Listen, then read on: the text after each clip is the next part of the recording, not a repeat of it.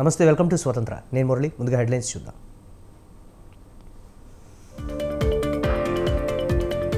Liquor స్కామ్లో దూకుడు పెంచిన ED, Delhi CM Arvind Kejriwal arrest.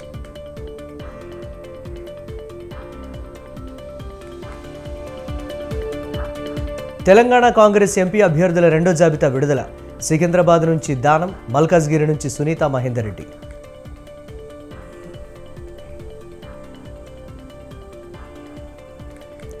ఎన్నికల వ్యూహంపై టీడీపీ జనసేన కసరత్తు. మేనిఫెస్టోపై చర్చించిన బాబు, పవన్.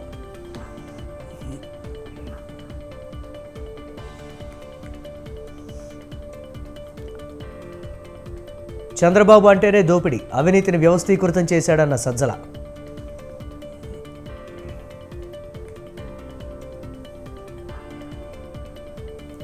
తమిళనాడు గవర్నర్ ఆర్ఎన్ రవిపై సుప్రీంకోర్టు ఆగ్రహం. పొన్ముడిని మంత్రిగా నియమించాలన్న న్యాయస్థానం.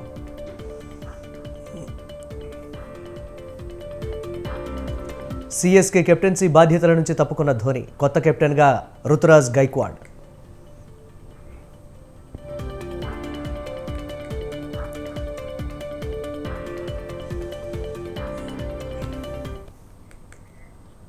దేశ రాజధాని ఢిల్లీలో హైటెన్షన్ వాతావరణం నెలకొంది. సీఎం కేజ్రీవాల్ను ఈడీ అధికారులు అరెస్టు చేశారు. ముందస్తు అరెస్టు చేయకుండా ఆదేశాలు ఇవ్వాలన్న కేజ్రీవాల్ పిటిషన్ను తిరస్కరించిన గంటల వ్యవధిలోనే సీఎం కేజ్రీవాల్ ఇంటికి వచ్చారు ఈడీ అధికారులు. దాదాపు 2 గంటల పాటు ఇంట్లో సోదాలు నిర్వహించారు. కేజ్రీవాల్ ఫోన్ను స్వాధీనం చేసుకున్న అధికారులు సోదాల అనంతరం అరెస్టు చేశారు. కాగా కేజ్రీవాల్ అరెస్టును వ్యతిరేకిస్తూ ఆప్ కార్యకర్తలు ఆందోళనకు దిగారు. మరోవైపు అరెస్టును సవాల్ చేస్తూ ఆప్ లీగల్ టీం సుప్రీంను ఆశ్రయించింది.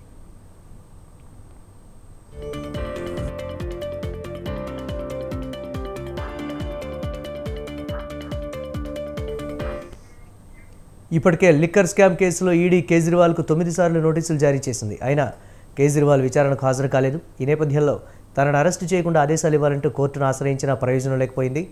మరోవైపు ఈ కేసులో ఇప్పటికే పలువురు ఆప్ నేతలు అరెస్ట్ అయ్యారు. మనీష్ సిసోడియా జైల్లోనే ఉన్నారు. తాజాగా బీఆర్ఎస్ ఎమ్మెల్సీ కవితను ఈడీ అరెస్టు చేసింది.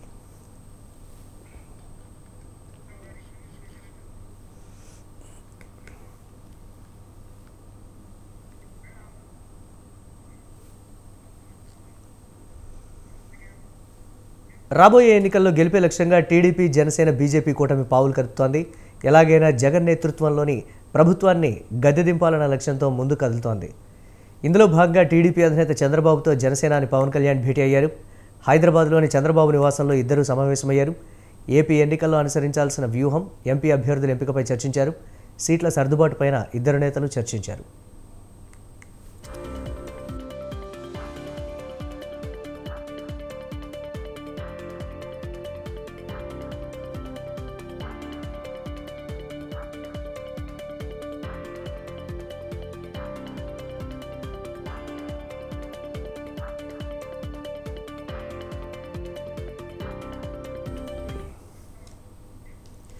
పొత్తులో భాగంగా జనసేనకు 2 ఎంపీ, 24 అసెంబ్లీ సీట్లు కేటాయించారు.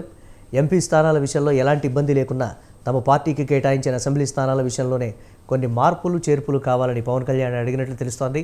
స్థానిక పరిస్థితుల దృష్ట్యా జనసేనకు కేటాయించిన కొన్ని సీట్ల విషయంలో పునరాలోచన చేయాలని కోరినట్లు సమాచారం. ఆంధ్రలో 1, రాయలసీమలో 1 సీటును మార్చాలని పవన్ కోరుతున్నారు.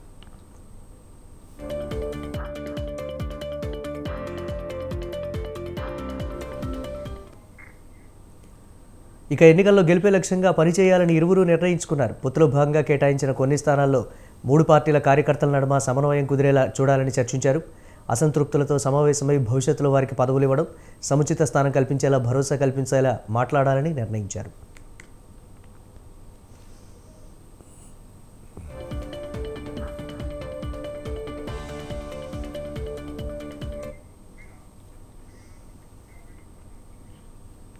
ఆంధ్రప్రదేశ్ మాజీ ముఖ్యమంత్రి చంద్రబాబు నాయుడు అవినీతిని వ్యవస్థీకృతం చేశారంటూ రాష్ట్ర ప్రభుత్వ సలహాదారు సజ్జల రామకృష్ణారెడ్డి ఆరోపణలు గుప్పించారు.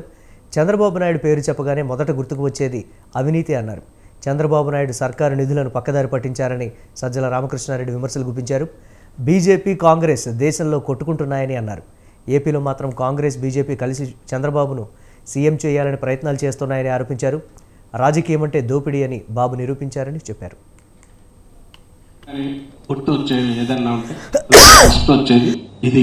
దీని ద్వారా వ్యవస్థలను కరప్ట్ చేసి మేనేజ్ చేయడం, మ్యానిపులేట్ చేయడం, మీడియా ద్వారా తాను క్రియేట్ చేసిన ఉవ్వెత్తున సునామీ లాంటి ప్రచారం వల్ల తేలి తద్వారా ఒక బలమైన వ్యక్తిగా అందరి ముందు కనిపించి ఆ రోజుకు అవసరమైన పొత్తులతో అధికారం లేక రావడంతోనే ఆ 5 ఏళ్లు తాను సృష్టించి కొత్త కళగా అవినీతిని ఏ రకంగా అయితే డెవలప్ చేసుకుంటూ వచ్చాడు, దాని ద్వారా తాను మాఫియా ముఠా లాంటి పార్టీని మాఫియా ముఠాలాగా తయారు చేసుకుంది. తనంగా శిష్యులు లేదా తమ్ముళ్లుగా తన ముద్దుగా పిలుచుకునే ఆ పార్టీ ముఖ్య నాయకులు, పచ్చ కార్యకర్తలు, ఈ మొత్తం దీనికి ఒక రాజకీయ పార్టీగా చలామణి అవుతున్న ఈ రోజు అవసాన దశలోకి వచ్చేసరికి 40 ఏళ్ల హిస్టరీ తర్వాత ఈ రోజు అక్కడ మిగిలింది ఏంటంటే తెలుగు.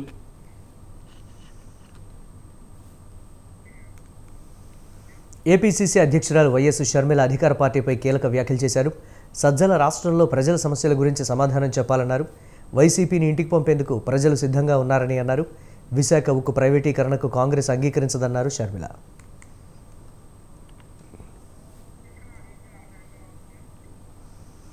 ఎన్నికల్లో పోటీ చేయడానికి ఎమ్మెల్యే, ఎంపీ స్థానాలకు 1500 దరఖాస్తులు వచ్చాయన్నారు. దరఖాస్తుల స్క్రూటినీ జరుగుతోందన్నారు. కాంగ్రెస్ అధిష్టానం నిర్ణయం ప్రకారం కార్యకర్తలంతా నడుచుకుంటారని అన్నారు. కాంగ్రెస్ పార్టీ ఆదేశిస్తే తానైనా ఎవరైనా పోటీకి సిద్ధపడాల్సిందేనని అన్నారు.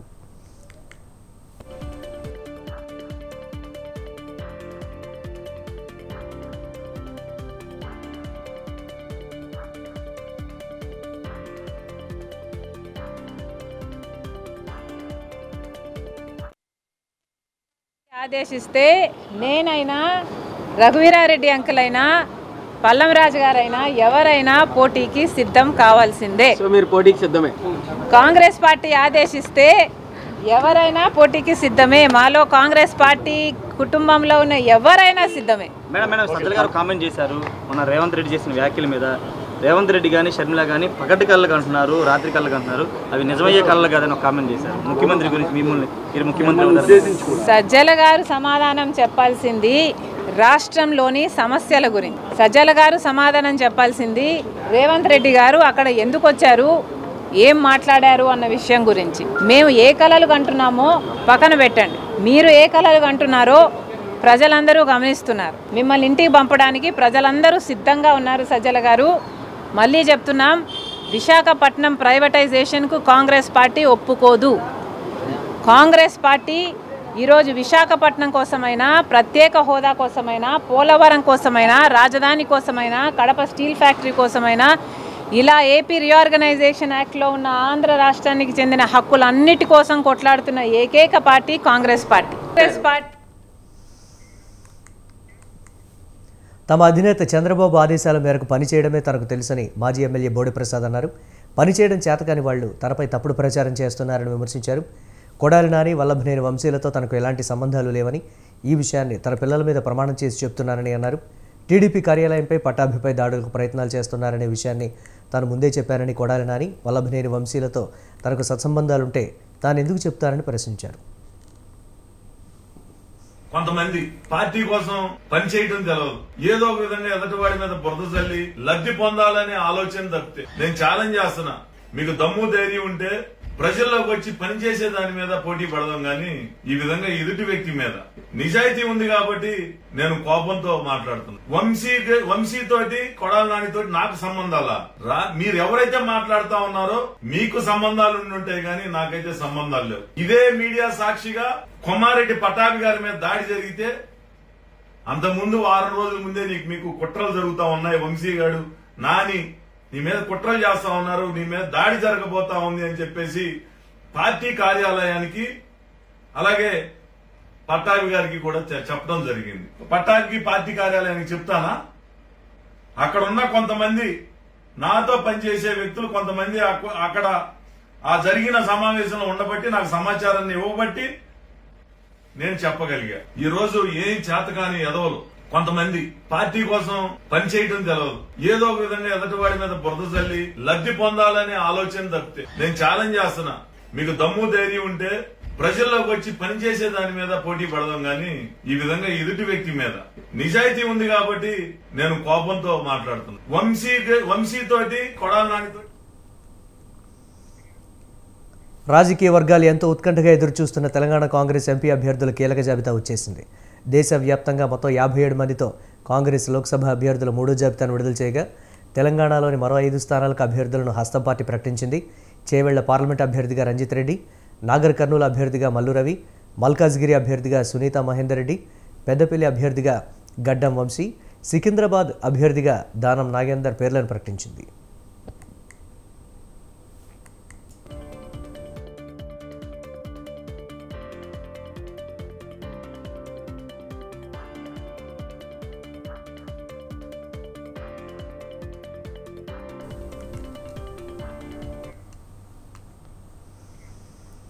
లోక్సభ అభ్యర్థుల ఎంపికలో బీఆర్ఎస్ ఆచితూచి వ్యవహరిస్తోందా? ఇప్పటి వరకు 11 లోక్సభ స్థానాలకు అభ్యర్థులను ప్రకటించిన కేసీఆర్ మిగిలిన స్థానాల్లో మేనమేషాలు ఎందుకు లెక్కపెడుతున్నట్లు? ఇంతకు ఆ 6 స్థానాలపై కేసీఆర్ ఓ అంచనాకు వచ్చారా? ఆయా స్థానాల్లో అభ్యర్థులుగా ఎవరికి అవకాశం దక్కనుంది? అవకాశం కోసం ఇప్పటికీ ఉద్యమకారులు ఎదురు చూస్తూనే ఉన్నారా? Let's watch the story.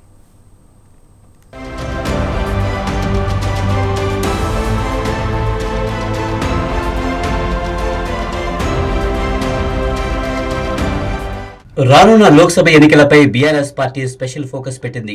ఇప్పటికే 11 లోక్సభ స్థానాలకు అభ్యర్థులను ప్రకటించిన కేసీఆర్ మరో 6 స్థానాల కోసం కసరత్తు చేస్తున్నారు. అభ్యర్థుల ఎంపిక విషయంలో సామాజిక, ఆర్థిక అంశాలను పరిగణలోకి తీసుకుని అభ్యర్థులను ఫైనల్ చేసే పనిలో పడ్డారు. కొంతమంది సిట్టింగ్ ఎంపీలు పార్టీ మారగా మరికొంతమంది పోటీ చేయడానికి నిరాకరించడంతో కొత్త అభ్యర్థులను రంగంలోకి దించే ప్రయత్నాల్లో గులాబీ బాస్ ఉన్నారు.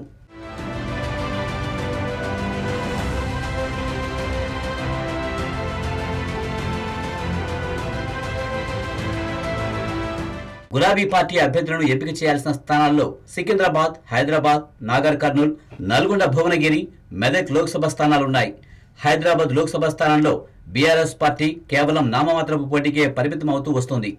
ఇక సికింద్రాబాద్ స్థానంలో అభ్యర్థి ఎంపికపై బీఆర్ఎస్ మొదటి నుంచి తర్జన పడుతుంది. మొదట మాజీ మంత్రి తలసాని శ్రీనివాస్ యాదవ్ కుమారుడు సాయి కిరణ్ యాదవ్కు అవకాశం ఇస్తారని ప్రచారం జరిగింది. కానీ ఎన్నికల్లో పోటీపై తలసాని కుటుంబం వెనక్కి తగ్గడంతో వేరే అభ్యర్థిని ఎంపిక చేయాల్సిన పరిస్థితి వచ్చింది. మాజీ మంత్రి సికింద్రాబాద్ ఎమ్మెల్యే పద్మారావు గౌడ్ను సికింద్రాబాద్ స్థానం నుంచి పోటీ చేయించాలని కేసీఆర్ భావిస్తున్నట్టుగా తెలుస్తుంది. ఇప్పటికే ఈ అంశంపై కేసీఆర్, కేటీఆర్, హరీష్ రావు, పద్మారావుతో మాట్లాడినట్లుగా బీఆర్ఎస్ వర్గాల్లో చర్చ జరుగుతుంది.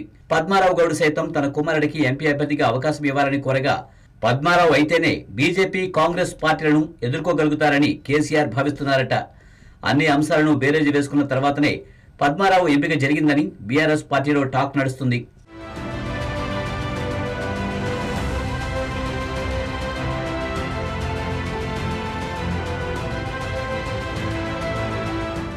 ఇక Nagar Kurnool BRS sitting MP Pothuganti Ramulu ఇటీవల బీజేపీలో చేరారు.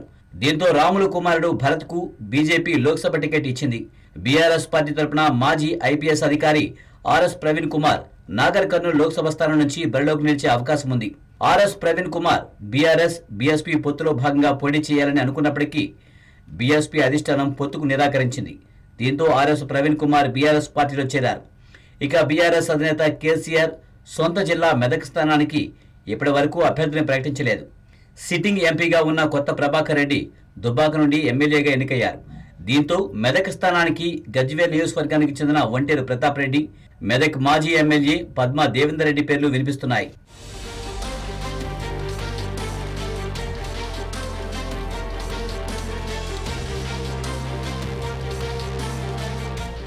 మరోవైపు ఉమ్మడి నల్గొండ జిల్లాలో ఉన్న 2 లోక్సభ స్థానాలకు ఇప్పటి వరకు కేసీఆర్ అభ్యర్థులను ప్రకటించలేదు. నల్గొండ లోక్సభ స్థానం నుంచి కంచర్ల కృష్ణారెడ్డి, చాడా కిషన్ రెడ్డి, మాజీ ఎమ్మెల్సీ తేరా చిన్నపరెడ్డి రేసులో ఉన్నారు.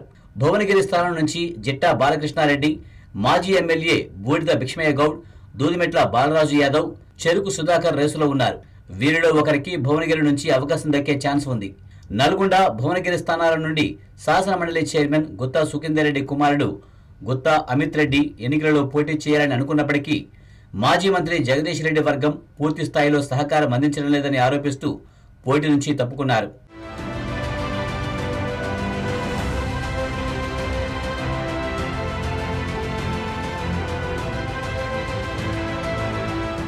ఇకపోతే బీఆర్ఎస్ అధికారంలో ఉన్నప్పుడు ఉద్యమకారులకు సైతం అవకాశం దక్కలేదు.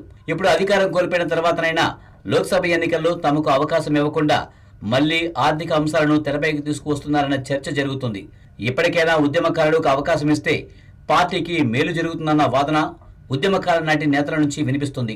పార్టీ కష్టకాలంలో ఉన్న సమయంలో ఉద్యమకారులకు టికెట్ ఇస్తే ఎంతో కొంత మేలు జరుగుతుందనే అభిప్రాయం బీఆర్ఎస్ పార్టీ వర్గాల్లో సైతం వ్యక్తమవుతుంది.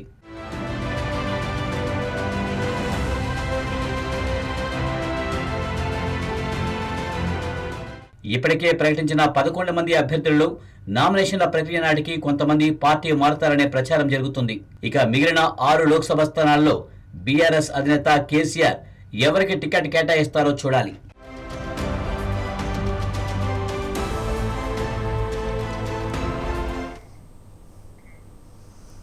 మల్కాజ్గిరి ఎన్నిక అభ్యర్థిది కాదు, ముఖ్యమంత్రిదని అన్నారు సీఎం రేవంత్ రెడ్డి. మల్కాజ్గిరి పార్లమెంట్పై ఫోకస్ పెట్టిన ఆయన ఎట్టి పరిస్థితుల్లో మల్కాజ్గిరిలో కాంగ్రెస్ జెండా ఎగరాలన్నారు. ఈ ఎన్నికలు చాలా ప్రతిష్టాత్మకమని, క్యాంపెయిన్ మోడల్ రాష్ట్రమంతా అనుసరించాలని తెలిపారు. హోలీ పండుగలోగా అధిష్టానం అభ్యర్థులను ప్రకటిస్తుందని చెప్పారు. కష్టపడిన వారిని ప్రభుత్వంలో భాగస్వాములను చేసే బాధ్యత తనదని, తనకు బలమైన నాయకత్వం ఉందని, సమన్వయంతో ముందుకు వెళ్లాల్సిన అవసరం ఉందని సీఎం స్పష్టం చేశారు.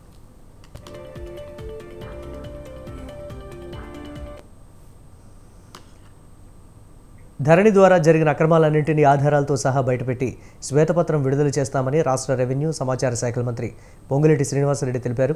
గత సర్కారు ధరణిని రహస్య డాక్యుమెంట్గా చూసిందని, తమ ప్రభుత్వం ఏదీ దాచిపెట్టదని స్పష్టం చేశారు. ధరణిలో ప్రజలకు ఇబ్బంది కలిగించే విషయాలను తొలగించి మంచి వాటిని కొనసాగిస్తామని అన్నారు. రిజిస్ట్రేషన్ల శాఖను కూడా ప్రక్షాళన చేయాల్సిన అవసరం ఉందన్నారు. విద్యుత్ సమస్య నుంచి బయటపడ్డామని, మంచినీటి ఎద్దడి లేకుండా తగిన చర్యలు తీసుకుంటామని చెప్పారు. తమ ప్రభుత్వం ఫోన్ ట్యాపింగ్ చేసే ప్రసక్తే లేదన్నారు. పార్లమెంట్ ఎన్నికల్లో కాంగ్రెస్ పార్టీ ఖచ్చితంగా తెలంగాణలో 14 స్థానాలు గెలుస్తుందన్నారు.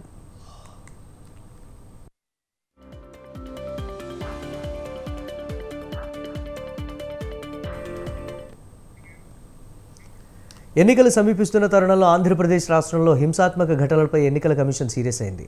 తమ ముందు హాజరై ఆ హింసాత్మక సంఘటనలకు గల కారణాలపై రాష్ట్ర ఎన్నికల ప్రధాన ఎంకే మీనా ఆదేశాలు జారీ చేశారు, వివరణ ఇవ్వాలని. ఈ నేపథ్యంలో ఈ క్రమంలోనే ఎన్నికల సంఘం ముందు 3 జిల్లాల ఎస్పీలు హాజరయ్యారు.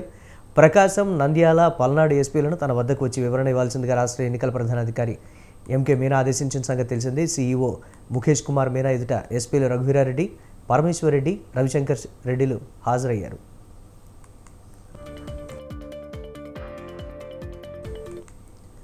చాగలమర్రి, గిద్దలూరులోని హత్యలు, మాచర్లలో టీడీపీ నేత కారు తగలబెట్టిన ఘటనలపై ఎన్నికల సంఘం సంజాయిషీ కోరింది. అసలు ఈ ఘటనలు ఎందుకు జరిగాయి, ఎవరు చేశారు, విచారణలో ఏం తేలింది, వాటిని ఎందుకు నియంత్రించలేకపోయారు అనే అంశాలపై వారి నుంచి వివరణ తీసుకున్నట్లు సమాచారం. ఘటనకు గల కారణాలు, హింసాకాండకు గల వ్యక్తులకు సంబంధించి పూర్తి వివరాల గురించి సీఈఓ ఎస్పీలను వివరణ కోరినట్లు తెలిసింది. హింసను నివారించేందుకు ఎలాంటి చర్యలను తీసుకున్నారనే అంశాన్ని వివరించాలని ఈసీ ఆదేశించింది. ఎస్పీలు ఇచ్చే వివరణను కేంద్ర ఎన్నికల సంఘానికి CEO MK Meena పంపనున్నారు.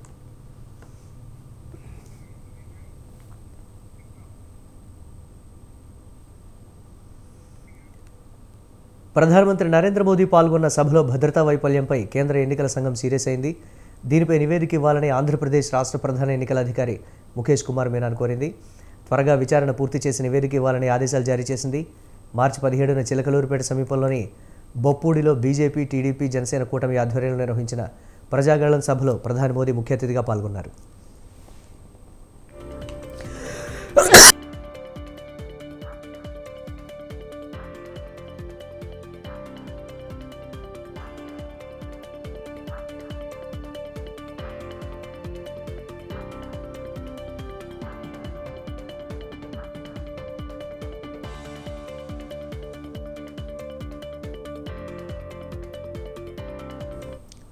Palnadu SP Ravishankar Reddy తన యంత్రాంగంతో బందోబస్తు విధులు సమర్థవంతంగా చేయడంలో విఫలమయ్యారని విపక్షాలు ఆరోపించాయి. ప్రధాని సభలో జరిగిన తొక్కిసలాట ఇందుకు నిదర్శనమని పేర్కొన్నాయి. ప్రధాన వేదికకు సమీపంలో ఉన్న గ్యాలరీలోనే నీళ్ల సీసా విసరడం, వేదిక ముందు తోపులాట చోటు చేసుకున్నా పట్టించుకోలేదు.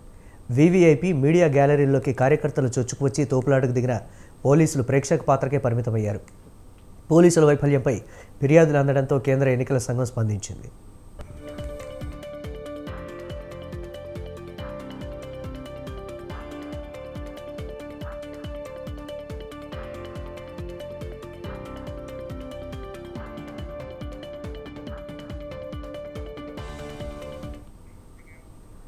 చాలా ఏళ్ల తర్వాత మళ్ళీ మావోయిస్టులు ప్రభుత్వం మధ్య చర్చలు అనే అంశం తెరపైకి వచ్చింది. ఈ ఇరు వర్గాల మధ్య గతంలో ఆంధ్రప్రదేశ్లో చర్చలు జరిగాయి. ఇప్పుడు ఆ చర్చల వేదిక ఛత్తీస్గఢ్ కానుందా? ఇరు వర్గాల చర్చల ప్రకటనలు ఇస్తున్నప్పటికీ నిజంగానే చర్చలు జరిగే అవకాశం ఉందా?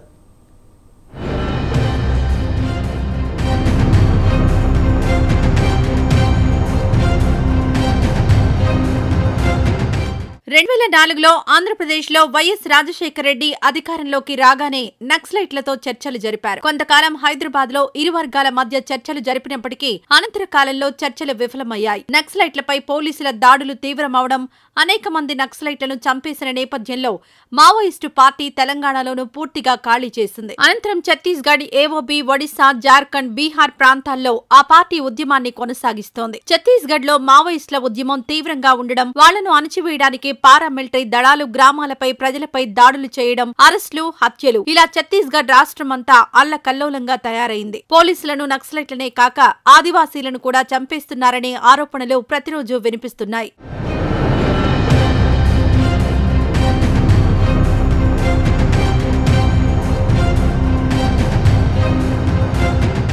దాడులు, ప్రతిదాడులతో ఛత్తీస్గఢ్ మొత్తం తీవ్ర ఘర్షణ వాతావరణం నెలకొని ఉంది. ఈ నేపథ్యంలో ఆ రాష్ట్ర ఉప ముఖ్యమంత్రి విజయ్ శర్మ ఈ మధ్యకాలంలో అనేక సార్లు చర్చల ప్రస్తావన తీసుకొచ్చారు. తాము మావోయిస్టులతో చర్చలకు సిద్ధమని పలుసార్లు ప్రకటించారు. అయితే చర్చలకు సంబంధించిన స్పష్టమైన ప్రతిపాదనలేవి ప్రభుత్వం వైపు నుండి రాలేదు. అయినప్పటికీ తాము కూడా చర్చలకు సిద్ధంగా ఉన్నామని మావోయిస్టు పార్టీ ప్రకటించింది. ఈ మేరకు ఆ party Dandakaranya special zonal committee అధికార ప్రతినిధి వికల్ప్ ఓ ప్రకటన విడుదల చేశారు.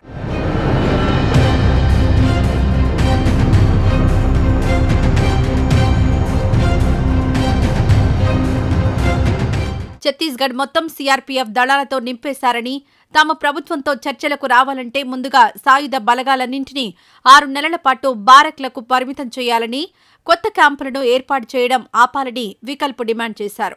చర్చలకు అనుకూల వాతావరణం కల్పించకుండా, స్పష్టమైన ప్రతిపాదనలు చేయకుండా చర్చలు అంటే సాధ్యం కాదని ఆయన అన్నారు.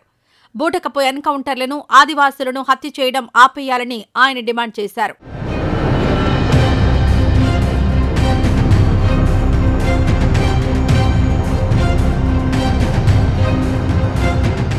వికల్ప్ ప్రకటనపై ఇప్పటివరకు ఛత్తీస్గఢ్ ప్రభుత్వం స్పందించలేదు. మావోయిస్టు పార్టీ పెట్టిన షరతులపై ప్రభుత్వం ఏమంటున్నదని దానిపై చర్చలు జరుగుతాయా లేదా అన్నది ఆధారపడి ఉంటుంది. గతంలో ఉమ్మడి ఏపీలో జరిగిన చర్చలను ఒకసారి పరిశీలిస్తే చర్చల వల్ల నిజంగానే ఏవైనా ప్రయోజనం ఉంటుందా అని అనుమానాలు వస్తున్నాయి. చర్చలు మధ్యలోనే ఫెయిల్ అవడం, ఆ తర్వాత నక్సలైట్లపై దాడులు తీవ్రమవడాన్ని మేధావులు గుర్తు చేస్తున్నారు. చర్చల వల్ల కొద్ది రోజులు రాష్ట్రంలో శాంతి వాతావరణం నెలకొన్నప్పటికీ అది ఎక్కువ రోజులు కొనసాగలేదు. మరోవైపు కేంద్ర ప్రభుత్వం మావోయిస్టుల నిర్మూలనే ఏకైక లక్ష్యంగా సాగుతోంది. వారిపై దాడులను తీవ్రతరం చేస్తోంది. వేలాది పారామిలిటరీ బలగాలను నక్సలైట్ ప్రభావిత ప్రాంతాల్లో మోహరిస్తోంది. ఈ పరిస్థితుల్లో నిజంగానే చర్చలు జరుగుతాయా? జరిగితే ప్రజలు ఆశించే శాంతి నెలకొంటుందా? చర్చల కోసం మావోయిస్టులు పెట్టిన షరతులను ప్రభుత్వం ఒప్పుకుంటుందా? అసలు నిజంగానే ఛత్తీస్గఢ్ ప్రభుత్వానికి మావోయిస్టులతో చర్చలు జరపాలన్న ఆలోచన ఉన్నదా? ఇలాంటి అనేక ప్రశ్నలు పరిశీలకులు లేవనెత్తుతున్నారు.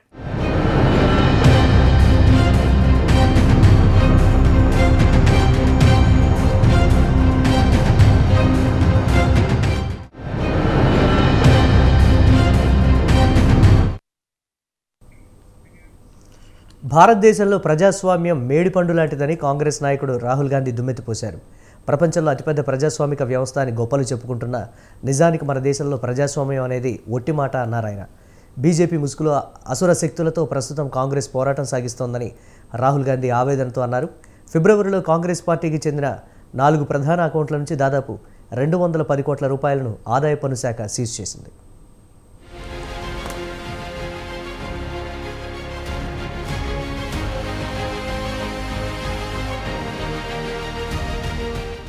లోక్సభ ఎన్నికలకు ముందు కాంగ్రెస్ పార్టీ బ్యాంకు ఖాతాలను స్తంభింపచేయడం ద్వారా బీజేపీ ప్రజాస్వామ్యంపై దాడి చేసిందని కాంగ్రెస్ నేత రాహుల్ గాంధీ ఆరోపించారు.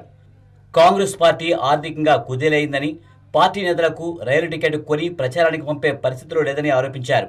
ప్రధాని నరేంద్ర మోడీ కాంగ్రెస్ పార్టీని ఆర్థికంగా కుంగదీశారని ఆరోపించిన పార్టీ మాజీ అధ్యక్షురాలు సోనియా గాంధీ లోక్సభ ఎన్నికల నేపథ్యంలో పార్టీ బ్యాంకు ఖాతాలకు యాక్సెస్ కల్పించాలని డిమాండ్ చేశారు. అధికారంలో ఉన్న పార్టీ ఎలక్ట్రల్ బాండ్ల ద్వారా నిధులను కూడబెట్టిందని, కాంగ్రెస్ ఖాతాలను స్తంభింపజేసి ఎన్నికల్లో పోటీ చేయడానికి అడ్డంకులు సృష్టించిందని ఆమె ఆరోపించారు. ఇలాంటి సవాళ్లు అడుగడుగున ఎదుర్కొంటూ కూడా కాంగ్రెస్ ప్రచారాన్ని సమర్థవంతంగా నిర్వహించడానికి తమ వంతు కృషి చేస్తున్నామని సోనియా గాంధీ విలేకరులతో అన్నారు. దేశంలో అతిపెద్ద ఎన్నికలను ఎదుర్కొంటున్న వేళ తమ ఖాతాలన్నీ స్తంభింపజేశారని కాంగ్రెస్ అధ్యక్షుడు మల్లికార్జున ఖర్గే, రాహుల్ గాంధీ ఢిల్లీ ఏఐసీసీ కార్యాలయంలో మీడియా సమావేశంలో వివరించారు. मैं देश के संवैधानिक संस्थाओं से अपील करता हूं, अगर वो फ्री एंड फेयर इलेक्शन चाहते हैं तो हमारी पार्टी को बगैर किसी रोक टोक से बैंक अकाउंट्स का इस्तेमाल करने दे और जो इनकम टैक्स का क्लेम है वो अंततः कोर्ट के निर्णय के अनुसार सेटल हो जाएगा. राजनीतिक दल टैक्स नहीं देते, बीजेपी कभी इनकम टैक्स नहीं दी, लेकिन ये लागू सिर्फ कांग्रेस पे हो रहा है. Most challenging circumstances, we are doing our very best to maintain the effectiveness of our election campaign. On the one hand, there is the electoral bond issue mentioned by Congress President Kharge, which has been declared unconstitutional by the Supreme Court. The electoral bonds have benefited, as everyone knows, the BJP hugely, massively. On the other hand, the finances of the principal opposition party, the Indian National Congress, are under a determined assault. This, we all believe, is unprecedented and undemocratic. Lok Sabha ఎన్నికలు అంటే ప్రతి రాజకీయ పార్టీకి ఎంతో ఖర్చుతో కూడిన విషయం. మరో 2 నెలల్లో ఎన్నికలు ఉన్నాయనగా బ్యాంకు ఖాతా ఫ్రీజ్ చేస్తే ఏం జరుగుతుందో అందరికీ తెలుసునని రాహుల్ గాంధీ తెలిపారు. ఈ రోజుల్లో బ్యాంకు ఖాతా స్తంభిస్తే అంతా ఆగిపోతుందని బీజేపీ సర్కార్ పరోక్షంగా కాంగ్రెస్ ఖాతాలను ఫ్రీజ్ చేసి తమ పార్టీని దెబ్బతీస్తున్నాయని దుయ్యబట్టారు. బ్యాంకు ఖాతా ఫ్రీజ్ కారణంగా తాము ఏమీ చేయలేకపోతున్నామని, సరిగ్గా పార్లమెంట్ ఎన్నికలకు 2 నెలల ముందు ఇలా చేయడం దారుణమైన విషయమని స్పష్టం చేశారు. కనీసం ప్రచార కార్యక్రమాలు చేయలేమని, అధికార కూటమిని దెబ్బతీయగల తమ స్థైర్యాన్ని దెబ్బతీసేందుకే ఈ కుట్రలు సాగుతున్నాయన్నారు. 1 महीने पहले कांग्रेस पार्टी के सारे बैंक अकाउंट फ्रीज कर दिए गए. आप सोचिए, आप किसी परिवार के बैंक अकाउंट फ्रीज करिए, किसी व्यक्ति के बैंक अकाउंट फ्रीज करिए, किसी बिजनेस के बैंक अकाउंट फ्रीज करिए, किसी भी संस्था के बैंक अकाउंट फ्रीज करिए, होता क्या है? एकदम खत्म हो जाता है. अगर आपने किसी परिवार का बैंक अकाउंट फ्रीज कर दिया, भूखे मर जाते हैं. वो कांग्रेस पार्टी के साथ किया जा रहा है. 1 महीने पहले ये हुआ और किसी संस्था ने, हिंदुस्तान की संस्था ने, किसी कोर्ट ने, किसी इलेक्शन कमीशन ने चूं तक नहीं कहा. सब ड्रामा देख रहे हैं. और आज हम रेलवे टिकट नहीं खरीद सकते. आज हम अपने नेता को एक शहर से दूसरे शहर नहीं भेज सकते. हम एडवर्टाइजमेंट नहीं लगा सकते. और क्यों? 14 लाख रुपए 7 साल पहले 14 लाख रुपए का इशू है और 200 करोड़ रुपए का फाइन, और सारे के सारे बैंक अकाउंट फ्रीज कर दिए. साफ इनकम टैक्स की जो एक्ट है साफ कहता है कि ज्यादा से ज्यादा 10,000 रुपए का फाइन लगेगा. तो ये है हिंदुस्तान का लोकतंत्र. ये क्रिमिनल एक्शन है कांग्रेस पार्टी के खिलाफ और हिंदुस्तान के लोकतंत्र के खिलाफ, और ये क्रिमिनल एक्शन हिंदुस्तान के प्रधानमंत्री कर रहे हैं. విపక్ష బ్యాంకు ఖాతా ఫ్రీజ్ పై ఫిర్యాదు చేసినా ఎన్నికల కమిషన్ స్పందించడం లేదని రాహుల్ ఆరోపించారు. ప్రధాని నరేంద్ర మోడీ ఉద్దేశపూర్వకంగానే తన పలుకుబడి ఉపయోగించి కాంగ్రెస్ పార్టీ ఖాతాలన్నీ ఫ్రీజ్ చేశారన్నారు. ఈ చర్యతో భారత్లో ప్రజాస్వామ్యం అబద్ధమైపోయిందని, నెల క్రితమే కాంగ్రెస్ బ్యాంకు ఖాతాలన్నీ ఫ్రీజ్ చేశారని రాహుల్ మండిపడ్డారు. దేశంలో ఎంత దారుణం జరుగుతుంటే అంతా చోద్యం చూస్తున్నారని, ఇతర రాజకీయ పార్టీలు, ప్రజాస్వామిక సంస్థలు కూడా స్పందించలేదన్నారు. పార్లమెంట్ ఎన్నికల వేళ తాము కనీసం పోస్టర్లు కూడా వేసుకోలేకపోతున్నామని రాహుల్ వివరించారు. ప్రస్తుతం భారత్లో ప్రజాస్వామ్యం ఉందనేది వట్టి మాట అని బీజేపీ నాయకులను ఉద్దేశించి చురకలంటించారు. The idea that India is a democracy, this is a lie. There is no democracy in India today. The idea that India is the world's largest democracy, it's a lie. It's a complete lie. Huge amount of damage has been done to Indian democracy. And no court is saying anything. No election commission is saying anything. No institution is saying anything. Media is not saying anything. It's ridiculous. You're being robbed.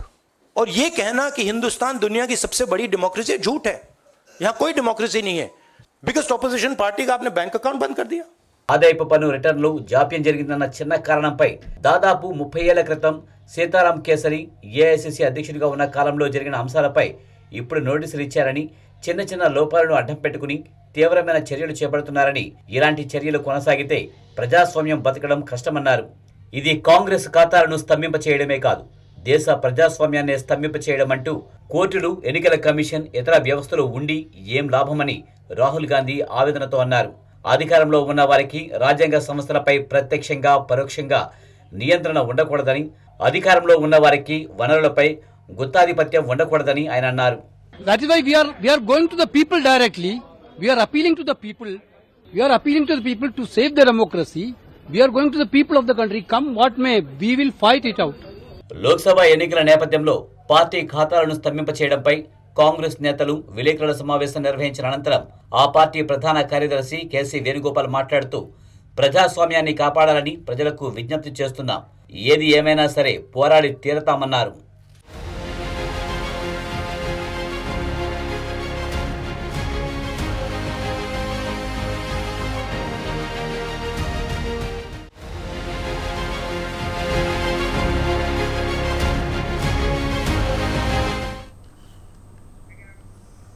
ఇవి ఇప్పటివరకు updates. Keep watching స్వతంత్ర.